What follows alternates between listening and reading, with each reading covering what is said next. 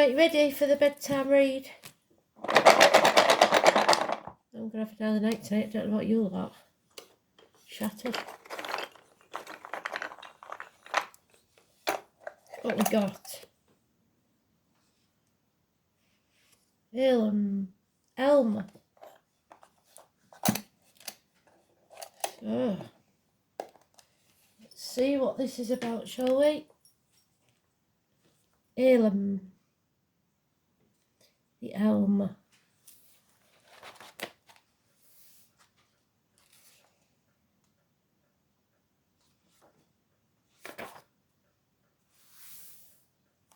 "161 may mean something to you.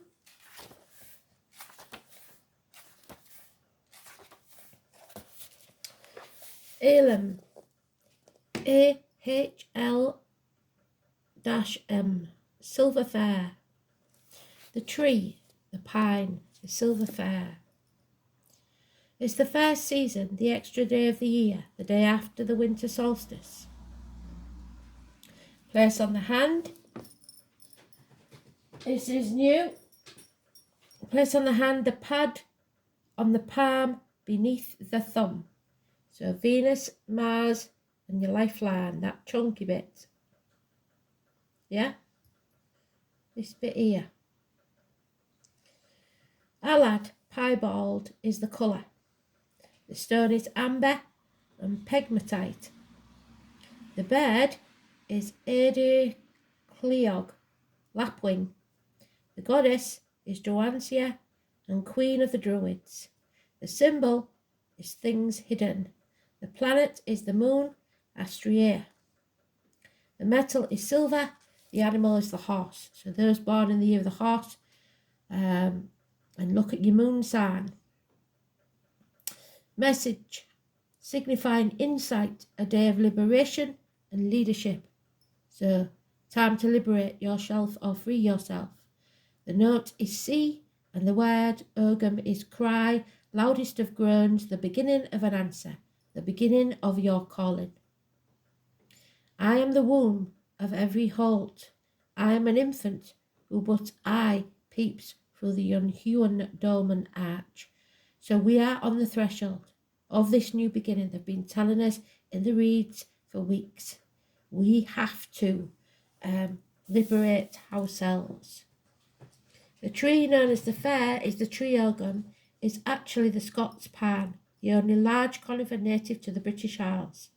This impressive tree can grow over 100 feet tall, and once grew in great forests covered much of Scotland. The elm, though a deciduous tree and outwardly not very similar to the pine, shares its impressive height with the Scots pine. It can grow up to 150 feet. Both of these trees can also live several hundred years. Perhaps the towering presence and long life of elm are the reasons for its association with leadership. We see this image in Sir Walter Scott's tribute to the clan chief of the Lady of the Lake, also known as Vivian. So Walter, Scott and Vivian could be important to you. Now used as the theme song of the President of the United States. So it could be something to do with the President. You'll know you lot if there's out going on. I don't watch the news. Hail to the chief who in triumph advances, honoured and blessed by the evergreen pine. Long may the tree in his banner that glances flourish the shelter and grace of our line.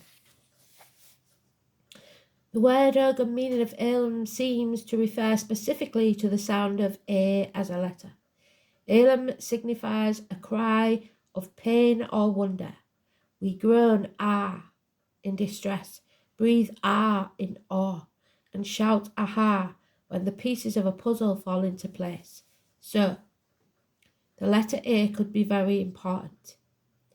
We first cry pain, then distress, then we breathe, and then we shout when things fall into place.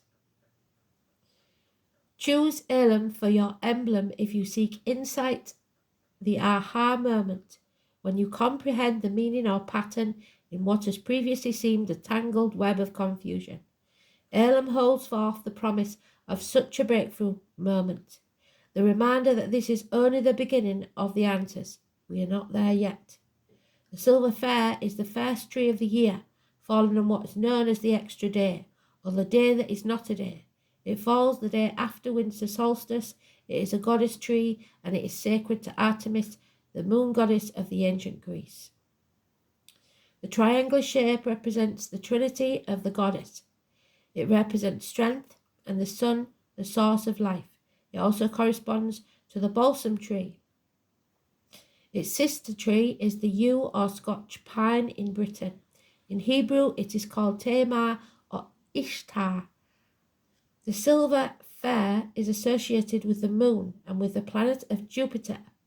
Its colours are piebald and light or pale blue. So look to your Jupiter sign and your moon sign. Its birds are the eagle and the lapwing, and its animal association is the red crow. Its stones are tourmaline and amber, and it is a feminine herb. The tree belongs to the triple aspect goddess in Celtic law, offering the blessings of learning, choice, and progress. The tree is sacred to many goddesses: Artemis, the Greek goddess of childbirth, Diana and Durantia, among them. It is also sacred to the gods Osiris, Attis, and both being imprisoned within fir or pine trees. So, Diana again is important. The silver fir is used for magic involving power, insight, and progression, protection, change, feminine rebirth, and birth. So all of these may be taking place. The silver fir and the yew are sisters, so a sister could be important, standing next to each other in the circle of the year, and their foliage is almost identical. However, the yew is known as the tree of death, and the silver fir is the tree of birth and rebirth. So again, they're sticking to the theme, aren't they? Something will end and be destroyed so that something new can be reborn. The silver fir was a sacred tree to the Druids as a symbol of hope. The silver fir wood is used for shape-shifting and magic involving change, since it offers a clear perception of the present and the future. The wood chip is sometimes used as incense, and the wood can be used in the construction of magical musical instruments. Burning the needles of the silver fir and sweeping around the bed with a branch that has been blessed provides protection to newborn babies and the mother. In the Orkney area of Scotland, and you know I have connections to Orkney, the new mother and baby are saved by whirling a fir candle 3 times around her bed. For a weather witch, the cones of silver fir warn of the wet weather and foretells when a dry season approaches. Charms made of fir can be given as tokens or good luck to departing friends. In its appearance and in its current and undoubtedly ancient use, the silver fir is the quintessential Yule tree, so your Yule log. Its branches can be used as decorations at Yule time, either as wreaths, as garlands, or where it will provide protection for the household and its occupants. Silver fir is considered by many to be the tree denoting birth or the beginning of things. It stands at the head of the series of vowels in the Ogham system, while the yew, considered a tree of death, stands at the end of the series. This is the tree of regeneration. When it is cut down and appears dead, new stems grow from the still growing roots. Its resinous wood produces a strong purifying flame, which was used in Celtic ceremonies of birth and death. It symbolises the growing light of the reborn sun at midwinter as it emerges from darkness. Fir indicates rebirth, a transformation from a weak state to a strong one. It is the raw, basic force of health and vigour. It is a highly elevated state of being. And from this height of this perspective, objectivity is gained, and wisdom is found as a result of the objectivity. The silver fir is the beginning of the path to find truth and life. It implies the need for secrecy on this path, so keep yourself to yourself.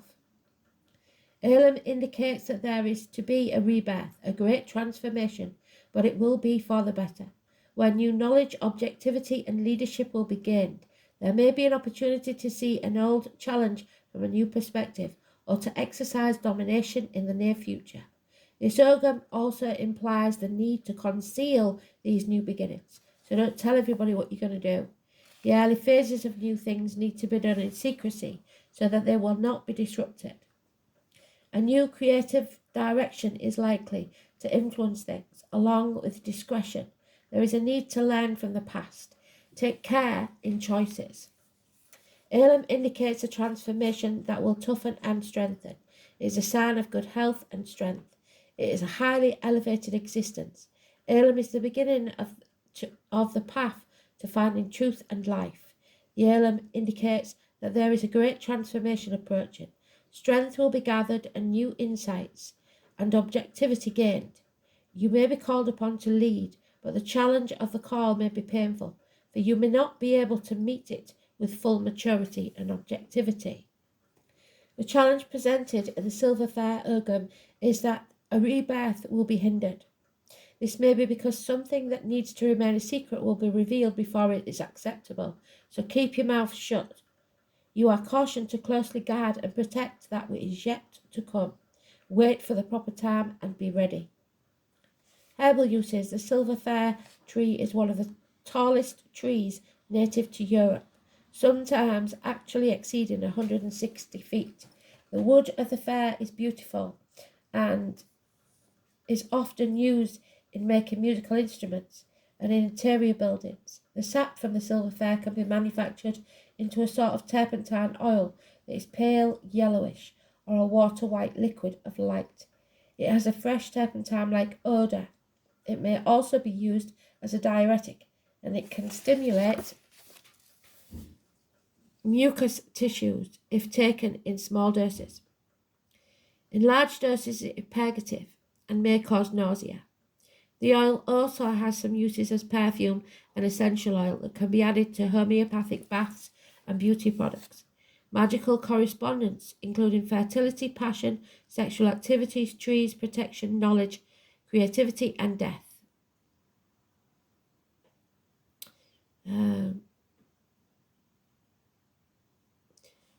Druansha is queen of the Druids and mother of the tree calendar.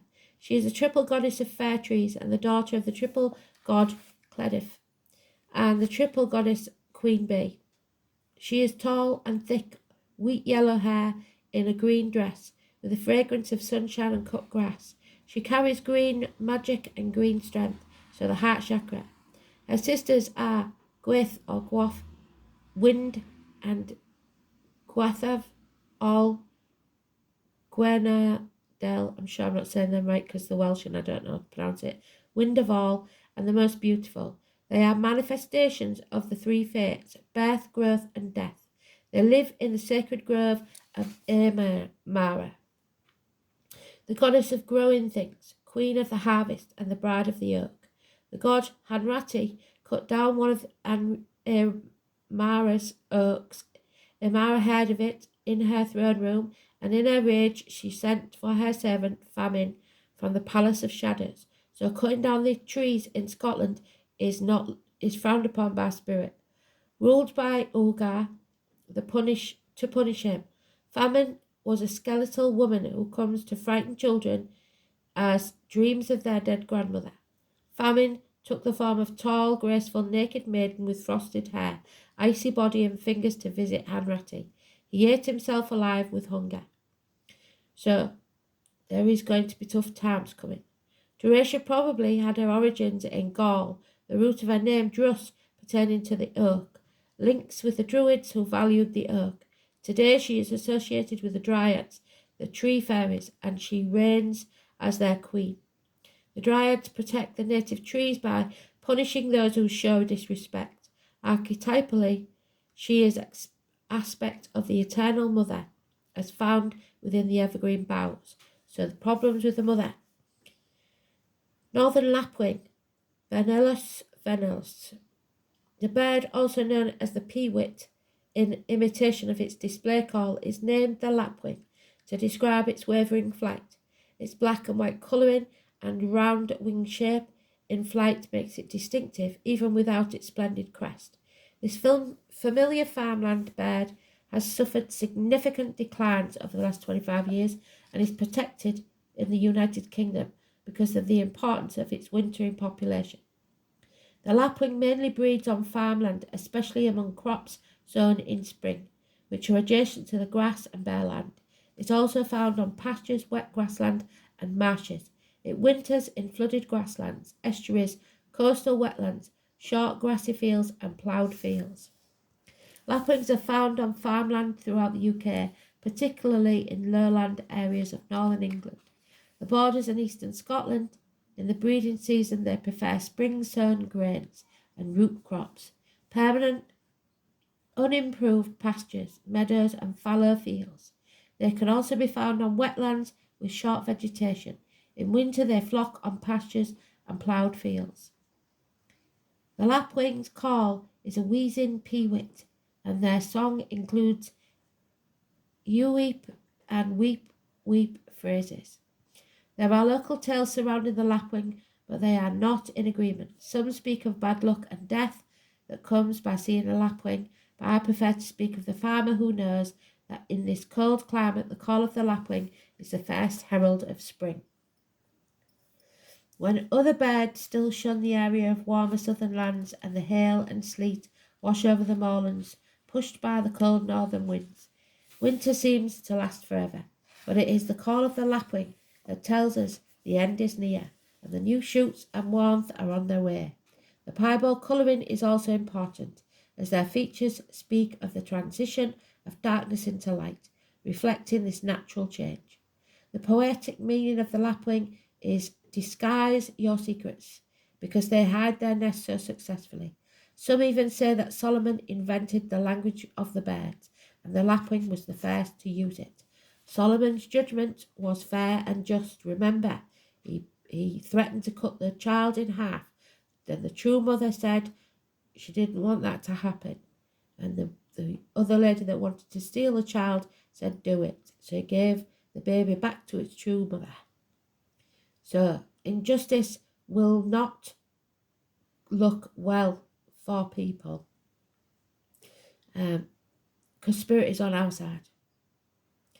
But you must be careful who you speak to, who you tell things to.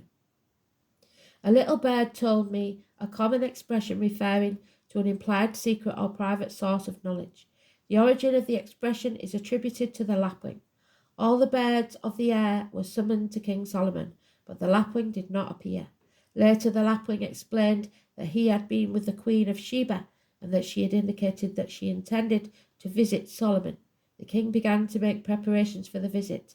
In the meanwhile, the lapwing flew to the Queen and told her that the king had a great desire to see her. So somebody's playing both ends against the middle. As history records, such a meeting did take place, but the role of the lapwing is less clear. In the Welsh myth of Cadgado, a rare white roebuck, no way, back to the white stag, is stolen from Aaron of Anne and symbolic of the soul's journey into death. In Welsh mythology, Aaron was the lord of the underworld, which was called Annam. Some of the more prominent myths about Aaron include the incident in which Amathon stole a dog, so the year of the dog, a lapwing and a white roebuck from Aaron, leading to the Cath Gador, the Battle of the Trees. So a massive battle is about to take place, where Aaron lost to Amathon and his brother Gwydion. So brothers could be important. To find the roebuck, you must search the thicket. To find the thicket, you must not be misled by the lapwing. And to approach the thicket, you must master the dog. So, the year of the dog. The roebuck is hidden where the lapwing's deceptive path originates, just as the true path through the thicket lies just beyond the dog. Robert Grave, in The White Goddess, tells us that the dog means guard your secrets, hide the secret, disguise the secret. Ultimately, we must ask the question, what is that secret? Robert Graves suggests that under patriarchy and under the guise of new names of central deity, goddess changed to god. The closely guarded secret of the Druids was Danu, the mother of life herself. So our saviour may not be a hero but a heroine. Malachite amplifies both positive and negative energies and pollutants easily. Picking them up from the atmosphere and from the body, it should be cleansed before and after being used by placing the quartz cluster in the sun. Do not use salt as it will damage the surface. Malachite is toxic and should only be used in its polished form. It is always green. So again, we're talking about the toxins, toxic behaviour, toxic poisons. It is always the colour green. Green is the heart chakra. If used as a gem elixir, it should only be used externally. Malachite soaks up plutonium pollution, so plutonium pollution could be possible, and guards against radiation of all kinds. It is a strong affiliation with nature and with Devic forces.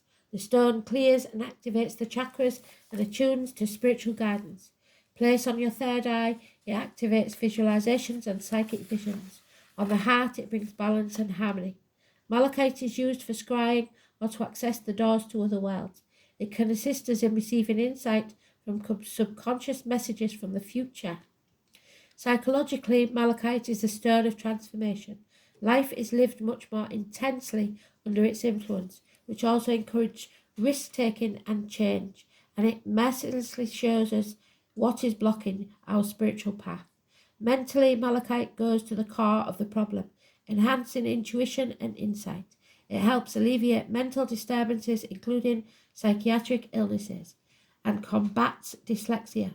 It strengthens the ability to absorb and process information, makes you more observant, and helps you understand different concepts. Malachite placed on the solar plexus helps facilitate deep emotional healing.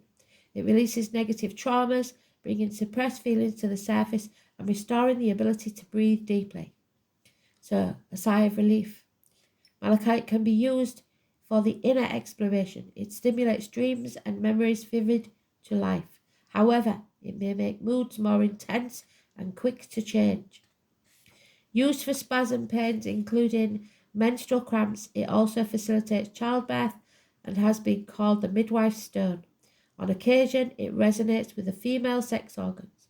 Its lower blood pressure, treats asthma, arthritis, epilepsy, fractures, swollen joints and growths. So quite a few of those apply to me, I don't know about you. Travel sickness, vertigo, tumours and the optic nerve. Pancreas, spleen and the parathyroid. It aligns DNA and cellular structures and enhances the immune system. It stimulates the liver to reduce toxins, reducing the acidification of tissues. It also treats diabetes when worn around the waist. So it's time for me to get some malachite, isn't it, I think. So there you go. Well done, Spirit. The White Stag mentioned again. So go back to the community tab and read what I said about the stag. It's very important to them, it seems. So if you see one anywhere, even as a picture, it is important. Remember what they said. Don't tell everybody your business. We now need to plan for the future, but don't tell others what we're up to. Thanks for listening.